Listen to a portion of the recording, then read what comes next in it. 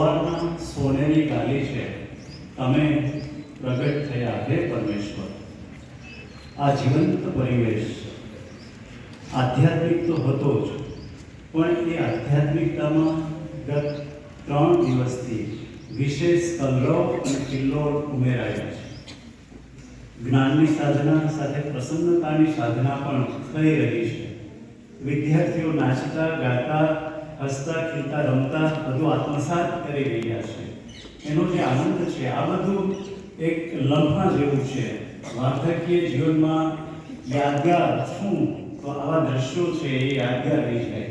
અને એમાં કોઈ વિશેષ ઉપસ્થિતિ, કોઈ ઉજાવાન માણસ વક્તા તરીકે આપણે સાંભળે છે, એનો તો વિશેષ આનંદ થાય છે.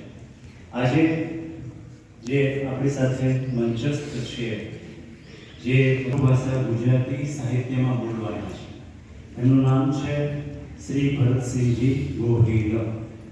ભાવનગર યુનિવર્સિટીમાં એ જીઓલોજી ડિપાર્ટમેન્ટના હેડ ઓફ ધી ડિપાર્ટમેન્ટ છે.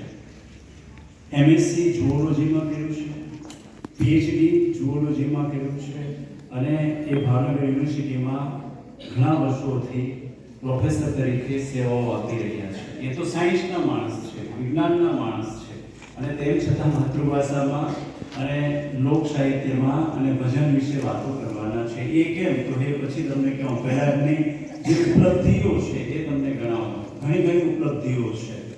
માત્ર એ પ્રોફેસર નથી, પણ ભાવનગર યુનિવર્સિટીના યુજી અને પીજી હોસ્ટેલ, આ હોસ્ટેલ એટલે આપણું છાત્રાલય, લોકશાળાનું.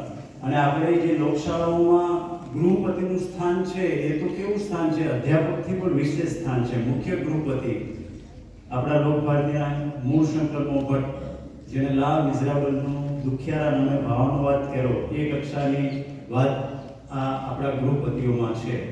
તો એ ભાવનગર યુનિવર્સિટીના મુખ્ય રેક્ટર તરીકે, એટલે કે આપણી જે લોકશાળામાં મુખ્ય ગૃહપતિ તરીકેની પણ ફરજ નિભાવે છે. એનએસએસ ડિપાર્ટમેન્ટ છે અને એનએસએસ વિભાગ છે, એના એક કોઓર્ડિનેટર સંયોજક શ્રી છે. અને હમણાં જ કહેતા હતા કે 30 ગામમાં જે એનએસએસ શિબિરો થાય, એમાં વર્ષમાં મારે 60 વખત જવાનું હોય. એટલે એ હરતા ફરતા રહે છે, પરિભ્રમણ કરતા રહે છે, ચરેવેતી. એટલે એ સતત પ્રવાસ કરીને પણ શીખતા રહે છે. આજીવન શિક્ષક છે એમ કહો તો ચાલે, અને આજીવન વિદ્યાર્થી પણ છે. સતત શીખે છે. નેશનલ અને ઇન્ટરનેશનલ જર્નલોમાં એમના સંશોધિત પેપર પ્રકાશિત થાય છે. નેશનલ અને ઇન્ટરનેશનલ સેમિનારોમાં વક્તા તરીકે એમને બોલાવવામાં આવે છે. આકાશવાણી પણ એમની 2 કલાકની મુલાકાતો લે અને એ પ્રસારિત કરે છે.